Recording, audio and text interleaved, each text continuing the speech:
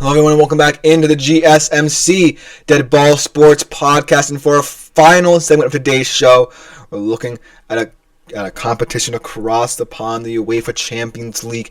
The knockout playoff phases are underway right now. Unfortunately, because of the time constraints here with the show, I wasn't necessarily looking to talk about today's later games, but I can tell you that the Manchester City Real Madrid tie is already off to a flying start with Manchester City a goal up. So that's looking like a good tie. PSG dominating Brest in a Ligue 1 affair 3-0 earlier in the day. But we turn our attention to Wednesday's slate of games, and if anything happens in this slate of games, I will let you know. But this slate of games, not necessarily the most exciting, but there are narratives surrounding each and every single one of these matchups that I would like to key in on as we go along them. Whether it be from Celtic Bayern to Feyenoord Milan, I do feel like a lot of history, a lot of storylines, like I said, are involved in each and every single matchup. So without further ado, let's jump right into them. Starting off with that Celtic-Bayern matchup. Bayern lucky to avoid the two teams playing right now, City and Real Madrid, on their path to success, but they were most likely going to have to face teams like Leverkusen or Atletico, or even a team like Arsenal, or even a team like Inter, who are the elites of this competition down the stretch.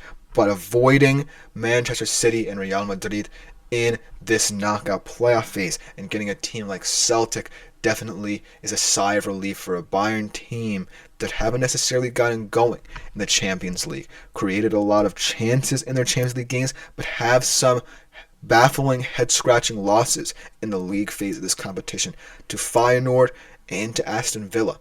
And I feel like questions going to be asked of Vincent Kompany if this team does not advance to the latter stage of this competition about his approach to the Champions League. Is he really ready for this competition?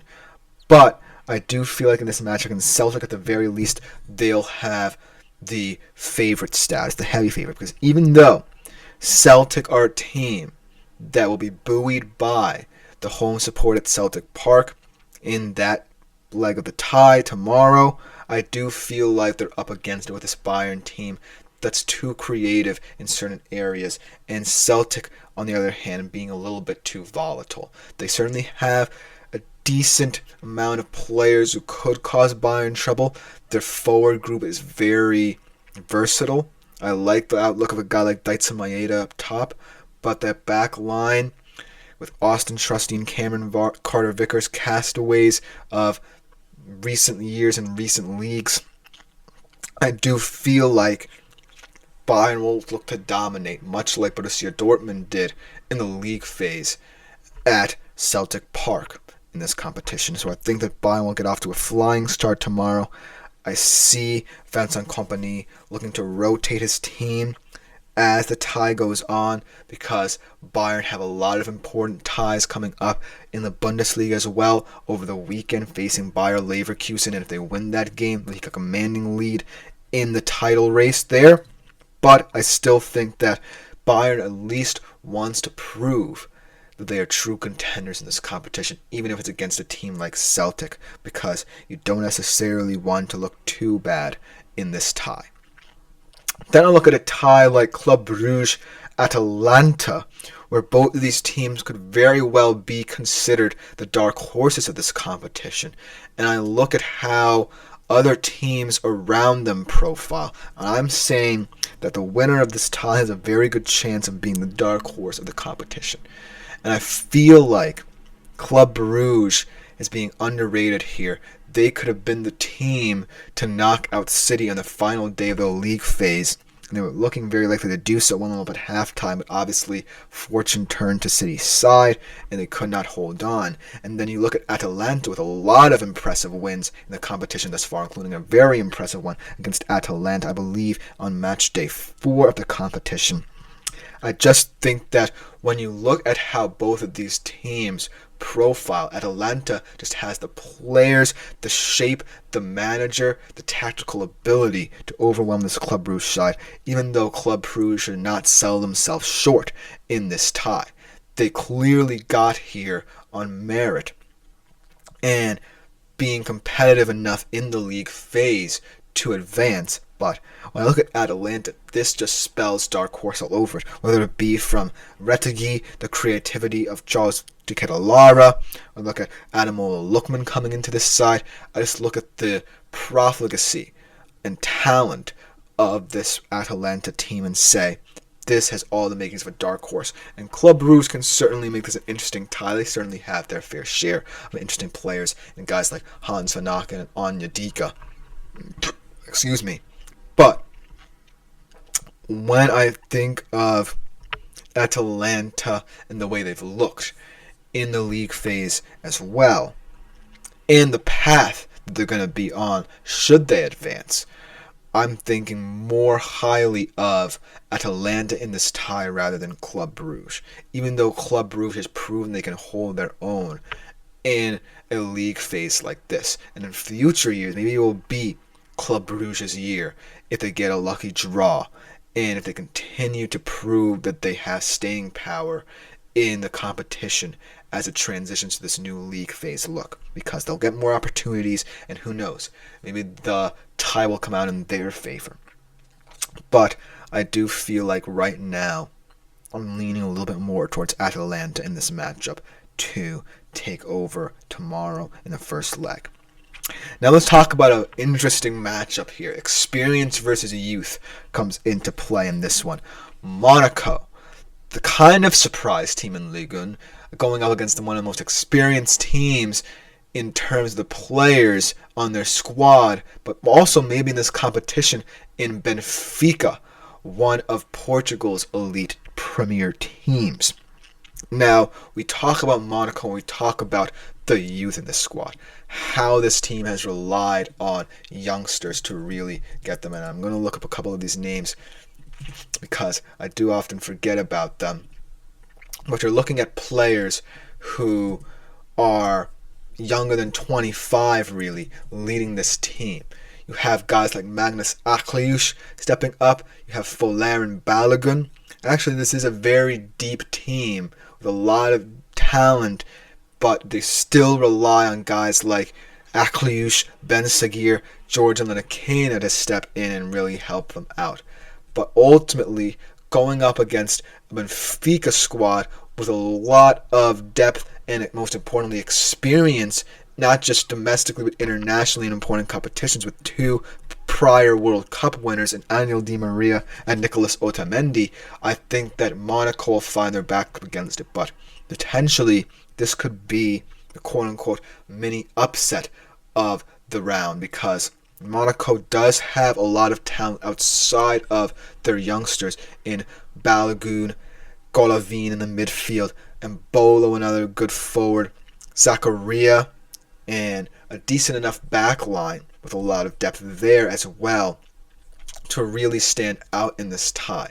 But it's going to come down to how both of these teams lean into their philosophies. Will Monaco need to rely upon their youngsters? Will Benfica trust their experience to get them through this tie?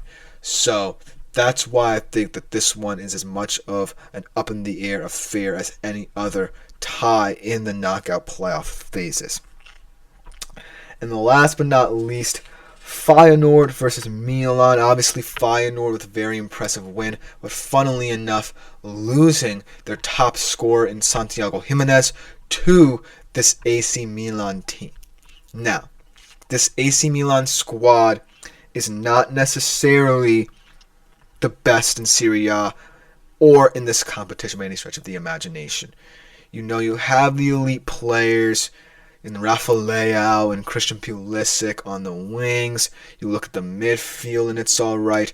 With the defense, you're relying on guys like Strahinja Pavlovic and Malatiao to really solidify things in the back line for you. Obviously, do have a talented goalkeeper in Mike Maignan, but I'm looking at this AC Milan team and I feel like they have enough to win this tie.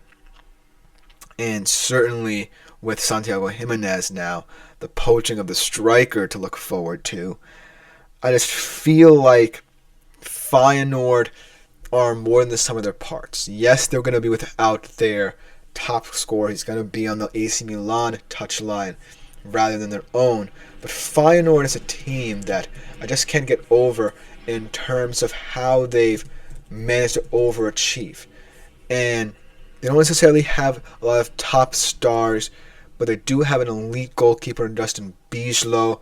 I do like their defense. They still have Igor Pajau, Gernot Trauner, but ultimately, it's just going to come down to if this team can overcome the loss of a player as talented as Santiago Jimenez was.